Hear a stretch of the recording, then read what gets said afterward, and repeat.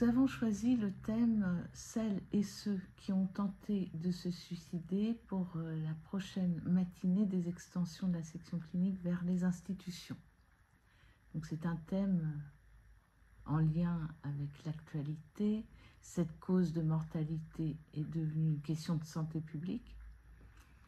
Elle connaît une augmentation particulièrement alarmante chez les jeunes, mais pas seulement. Ce week-end, Le Monde consacrait un article sur le risque suicidaire dans les dépressions postpartum.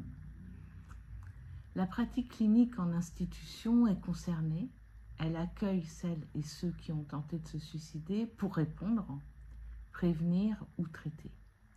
La psychanalyse sera notre orientation lors de la matinée. Elle prend au sérieux l'acte suicidaire et ne considère jamais, y compris les idées suicidaires et les passages à l'acte évidemment, comme banals. Jacques Lacan considère le suicide comme le seul acte qui puisse réussir sans ratage.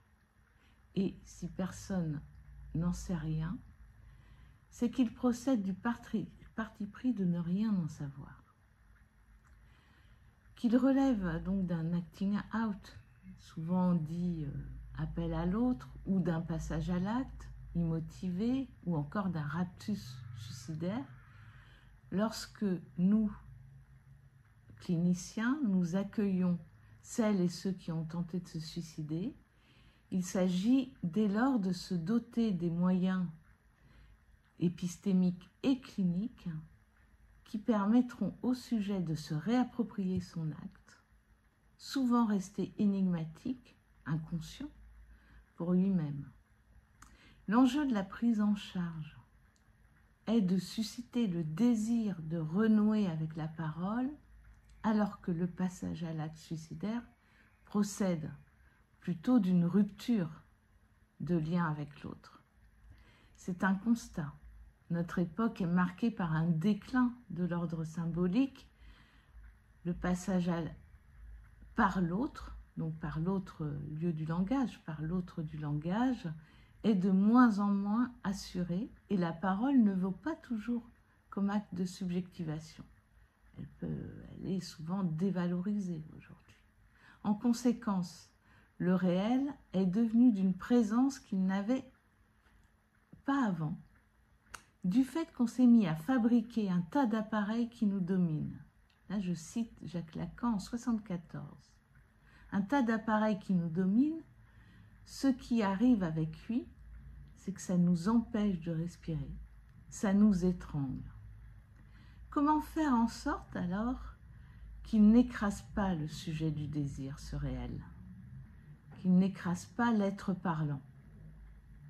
Les professionnels cliniciens, praticiens, des services d'urgence en psychiatrie, du médico-social, de l'éducatif, de l'éducation savent la complexité clinique dans les prises en charge.